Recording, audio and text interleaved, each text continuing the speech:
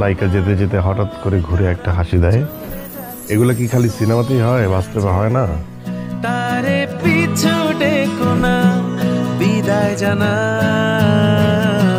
হাত নেড়ে।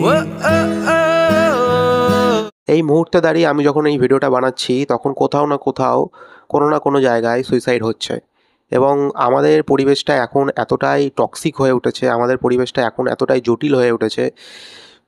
আমরা বেশিরভাগ ক্ষেত্রেই নিউজ খুললে বা অনলাইন যে কোনো কোনো জায়গায় খুললে দেখতে পাই যে সুইসাইড অ্যাটেম্পটা এতটাই পরিমাণে বেড়ে উঠেছে।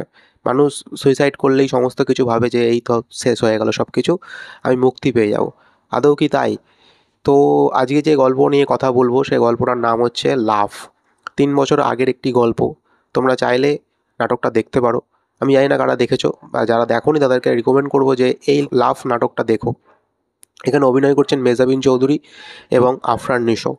গল্পের কাহিনী যদি আমি ছোটো করে বলি, এটা একটা সুইসাইড অ্যাটেম্প থেকে বাঁচিয়ে আনার গল্প। একটি মেয়ে গল্পের শুরুতেই দেখা যায় সে সুইসাইড করে, এবং তাকে কোনো না কোনোভাবে তাকে সেখান থেকে নামানো হয়, এবং তার পরবর্তীতে তার জীবনের সাথে কী চলে, কিভাবে তাদের জীবনের গল্প চলে, সেটা এই গল্পের মধ্যে দেখানো যাবে। আমি গল্প সম্পর্কে খুব বেশি কিছু বলতে চাই না, তার কারণ হচ্ছে নাটক বেশিক্ষণের না, খুব স্বল্প দৈর্ঘ্যের একটা নাটক, 40 থেকে 45 মিনিট, হার্ডলি 50 মিনিটের একটা নাটক, এবং যেটা দেখার পরে তুমি শেষে গিয়ে একটা মেসেজ পাবে। এবং যে কারণে আমি বাংলাদেশের নাটক দেখতে এত পছন্দ করি, যে তাদের স্বল্প দৈর্ঘ্যের নাটক হোক এবং বড় দৈর্ঘ্যের নাটক হোক, তাদের মধ্যে একটা ভালো মেসেজ থাকে, এবং সেই মেসেজ থাকলে, আমার কোনো গল্পের মধ্যে যদি ভালো একটা মেসেজ থাকে, সেটা আমি পার্সোনালি আমার নিজের ক্ষেত্রে আমার সেই গল্প দেখতে খুব ভালো লাগে।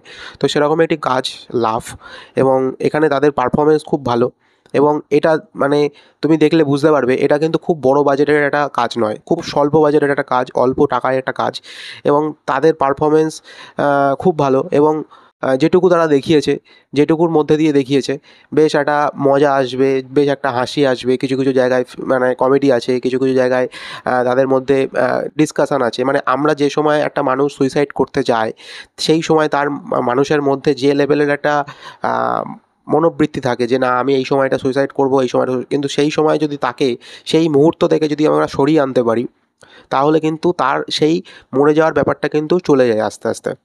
এটা কিন্তু সাইকোলজিক্যাল একটা ব্যাপার। তো এই গল্পের মধ্যে এই সাইকোলজিক্যাল ব্যাপারটাই তুলে ধরার চেষ্টা করেছে ডিরেক্টর, এবং আমার বেশ ভালো লেগেছে। মানে অল্প সময়ের মধ্যে একটা নাটক যেটা দেখে কিছু মেসেজ পাওয়া যায়, যেটা দেখে অনেক ভালো কিছু ফিল হয়, কারণ আমাদের জায়গাটা এখন খুব টক্সিক। তো সেদিক থেকে বলতে গেলে এই নাটকটা খুবই ভালো। তো তোমরা জানিও, তো তোমাদেরকে রেকমেন্ড করবো এই নাটকটা দেখার জন্য। বেশ ভালো একটা নাটক, এবং এদের দুজনের পারফরমেন্স সত্যিই খুব ভালো। তো এই ছিল আজকের রিভিউ। ভালো লাগলে চ্যানেলটাকে লাইক করে দিও, শেয়ার করে দিও, সাবস্ক্রাইব করে দিও। Thank you.